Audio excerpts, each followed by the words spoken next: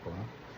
இப்போது நான் எதை பற்றி பேச போகிறேன் அப்படின்னா, இந்த திருப்பூரில் 78 நாள், அதாவது மேரேஜ் ஆகி வெறும் 78 நாளில் ஒரு பொண்ணு வந்து சூசைட் பண்ணியிருக்காங்க. அது கேட்குறப்ப ரொம்ப மனசுக்கு வேதனையாக இருக்குது. அது எதனால அப்படிங்கிறப்ப எனக்கு ஷுவராக தெரியல. பட் இப்போது நம்ம சோஷியல் மீடியாலேயும் சரி, நியூஸ் சேனல்ஸ்லையும் பார்க்குறப்போ வரதட்சணை கொடுக்கல அப்படிங்கிற ஒரு ரீசனுக்காண்டி தான் இந்த டார்ச்சர் அந்த பொண்ணுக்கு நடந்திருக்கு அப்படிங்கிறது தெரிய வருது. அதுலேயும் பாருங்கள், 300 பவுனு நகை, 70 லட்ச ரூபாய் மதிப்புள்ள ஒரு கார். எனக்கு ஒன்று புரியல. அதாவது 300 பவுனு நகைங்கிறது சொல்கிறதுக்கே ரொம்ப ரொம்ப அதாவது என்ன சொல்கிறது, 300 அப்படின்னு சொல்கிற மாதிரி தான் இருக்குது. அதை சம்பாதிக்கிறதுக்கு அந்த பொண்ணோட அப்பா எவ்வளோ கஷ்டப்பட்டிருப்பார். இப்போது நானும் ஒரு பையன்தான். இப்போது நான் ₹1 சம்பாதிக்கிறதுக்கு எவ்வளோ கஷ்டப்படுறனோ அதே மாதிரி தான் அந்த பொண்ணு வீட்லேயும் சம்பாதிக்கிறதுக்கு கஷ்டப்பட்டிருப்பாங்க. ரைட்டு, ஓகே, சரி, அவங்களே சம்மதிச்சு கொடுத்தாங்களே வச்சுக்கலாம். ஓகேவா? அது அவங்களுக்கு ரொம்ப ஈஸியாக கூட இருந்திருக்கலாம். பட் அந்த பொண்ணு என்னங்க பண்ணுச்சு? அந்த பொண்ணோட உயிர் இப்போ 300 இல்லை 3000 பவுன் கொடுத்தாலும் வருமா? 7 கோடி ரூபாய்க்கு கார் வாங்கி கொடுத்தாலும் இப்போ திருப்பி அவங்களால கொடுக்க முடியுமா? இது நான் யார் மேலேயும் ப்ளேம் பண்ணி சொல்லலை. ஸோ நம்ம வந்து தமிழர் பண்பாடு என்ன, எனக்கு தெரிஞ்ச வரைக்கும், நான் இதை சொல்கிற அளவுக்கு ஞானியோ பெரிய புத்தரோ அந்த மாதிரிலாம் கிடையாது. தமிழரோட பண்பாடு, நம்ம சாப்பிட்றதுக்கு முன்னாடி மனிதர் சாராத, அதாவது காக்காய், நம்ம வளர்க்குற பெட் அனிமல், அதாவது இந்த நாய், அவங்களுக்கெல்லாம் சாப்பாடு வச்சுட்டு சாப்பிட்ற பழக்கம் உள்ள நம்ம இன்றைக்கி ஒரு காசுக்காண்டியும் நகைக்காண்டியும் அதெல்லாம் வந்து நம்ம கண்டுபிடிச்ச ஒரு விஷயம் தாங்க இந்த காசுங்கிறது, தங்கம், நகை, இதெல்லாம். அந்த ஒரு ரீசனுக்காண்டி ஒரு உயிர் போகிற அளவுக்கு நம்ம வந்து டார்ச்சர் பண்ணியிருக்கதா அது கேள்விப்படுறோம். அது டார்ச்சர் பண்ணியிருக்கிறது உண்மையாக இருந்தால் அது எப்படி மனசு வருது? அவங்க அப்பா அந்த அதாவது தட் மீன் நம்ம பசங்களை வளர்க்குற மாதிரி தானே அந்த பொண்ணையும் வளர்த்துருப்பாங்க. ஆசையோட, பல கனவுகளோட. அடுத்து அவங்க என்னென்ன கனவுகள், எவ்வளோ வருஷம் அவங்கள பொத்தி பொத்தி ஒரு மழையிலையும் ஒரு வெயிலையும் படாமல் நம்மளை மாதிரி தானே வளர்த்துருப்பாங்க. ஸோ நம்ம அப்பா பட்டா அதுக்கு பேர் கஷ்டம். அதே வந்து நம்ம கட்டிட்டு வர பொண்ணோட அப்பாவோ இல்லை நம்ம கட்டிக்க போகிற பொண்ணோட அப்பாவோ பட்டா, அதாவது அவங்க சம்பாதிக்கிறது ரொம்ப ஈஸியாக போயிடுது. ஏன்னா நமக்கு வாங்கி பாக்கெட்டில் போடுறது மட்டும்தானே. மற்றபடி ஒன்றும் பெருசாக நமக்கு ஒன்றும் வேலை இல்லைல்ல. இதில் வந்து சொன்னபடி கொடுக்கலைங்கிற ஒரு ரீசனுக்காண்டி ஸோ 78 நாள் அந்த பொண்ணு என்ன டார்ச்சர்லாம் அனுபவிச்சிருந்தா இந்த மாதிரி ஒரு விஷயம் நடந்திருக்கும். நினச்சி பார்க்கவே ரொம்ப கஷ்டமாக இருக்குது. இந்த மாதிரி மனநிலைகள்லாம் எங்கே போகுதுன்னு ஒன்றும் புரியலை. ஸோ இந்த வீடியோ எதுக்காண்டி போடுறேன்னா, சுத்தமாக இந்த நியூஸ் கேட்டதுலேருந்து ஒரு நார்மலாகவே நான் இருக்க முடியலை. அந்த ஆடியோ கேட்டிருப்பீங்க யூடியூப்லாம், அது இப்போது வைரலாக போயிட்டுருக்கு. அந்த பொண்ணு ஒவ்வொரு விஷயம் சொல்கிறப்போ கேட்க அவ்வளோ கஷ்டமாக இருக்குது. அப்போது ஒரு ஒரு ஒரு ஒரு லைஃப்பை வந்து தீர்மானிக்கிறது அந்த பணம், அந்த நகை, சொத்து, வரதட்சணை, இதுக்குள்ளேயே எல்லாமே அடங்கிருமோ? அதை தாண்டி எவ்வளோ விஷயங்கள் இருக்கே. அதெல்லாம் எப்போ எல்லாருக்கும் எப்படி தெரிய வரும்? நம்ம ஏன் இப்படி மாறிட்டு போகிறோங்கிறது எனக்கு ஒன்றுமே புரியலை. இப்போது அந்த பொண்ணு போயிடுச்சு, அதை ஏற்றுக்கவே முடியலை. எனக்கு யார், நமக்கு அந்த பொண்ணு எது சம்மந்தம் கிடையாது தான்.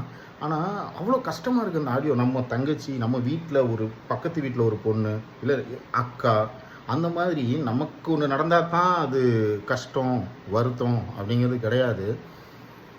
இதை எப்படி இப்போது நான் கேட்குறேன், இப்போ அந்த பொண்ணு இறந்து போயிடுச்சு, அந்த ஃபேமிலிக்கு இதுக்கு என்ன ஈடு கொடுப்பாங்க இந்த இறந்து போன அந்த அப்பா அம்மாவுக்கு?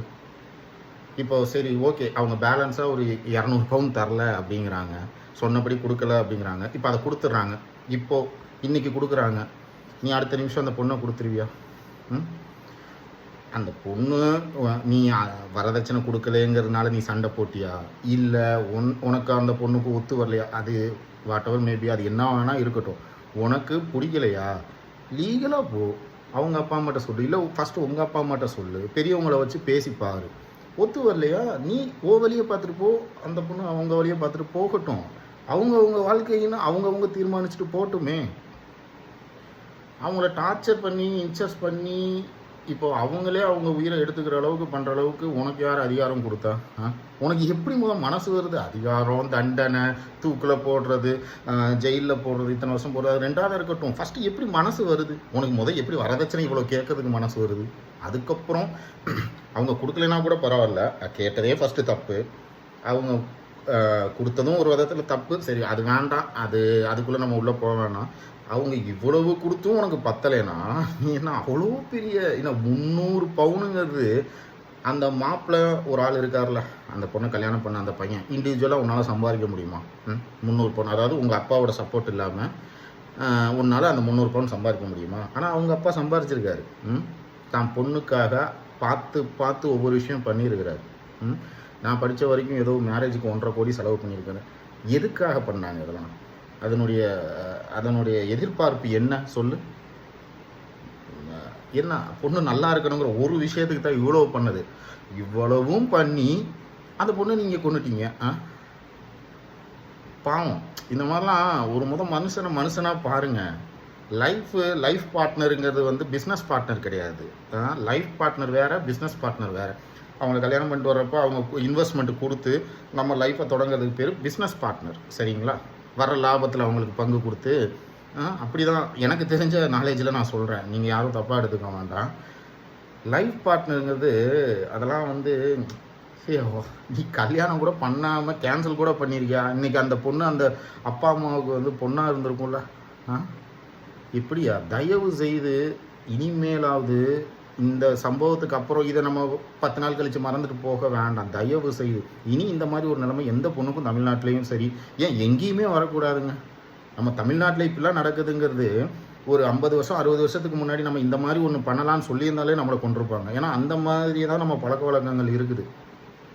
தெரியாதவங்க வீட்டுக்கு வந்தால் கூட கூப்பிட்டு உட்கார வச்சு விருந்தோம்பல் பண்ணுற ஒரு பண்பாடோட வளர்ந்தவங்க நம்ம கட்டின பொண்டாட்டி கேட்ட காசு கொடுக்கலன்னு எவ்வளோ கொடுமை.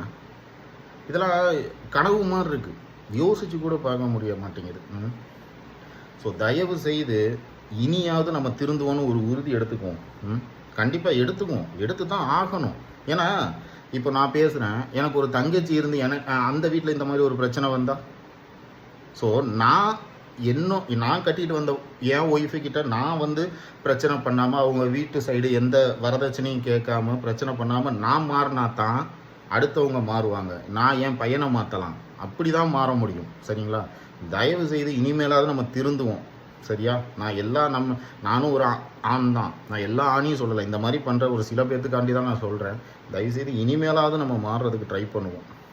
ரொம்ப கஷ்டம்தான். என்ன பண்ணுறது? இனி என்ன பண்ணாலும் அந்த பொண்ணை திருப்பி கொண்டு வர முடியுமா? கண்டிப்பாக முடியாது. ஸோ நம்ம கையில் தாங்க இருக்குது எல்லாமே. நம்ம மாறினா எல்லாமே மாறுங்க. வரதட்சணைங்கிறது எதுக்குங்க? அதை வச்சு ஏன் நமக்கு திராணி இல்லையா? நம்மளால் உழைக்க முடியாதா? நம்மளால் சம்பாதிக்க முடியாதா? பணம் தான் எல்லாத்தையும் தீர்மானிக்குமா? பணம் தான் எல்லாத்தையும் தீர்மானிக்கணும். அப்புறம் எதுக்கு கல்யாணம்? பணத்தை வச்சு எல்லாத்தையும் பார்த்துட்டு போயிடலாமே. ஸோ எல்லோரும் லைஃபாக பாருங்கள். லைஃப்பில் எவ்வளோ விஷயங்கள் இருக்குது. நம்மளை சுற்றி இருக்கிறது எவ்வளவோ இருக்குது. ஸோ இனி மாறுவோன்னு உறுதி கொள்வோம். நன்றி.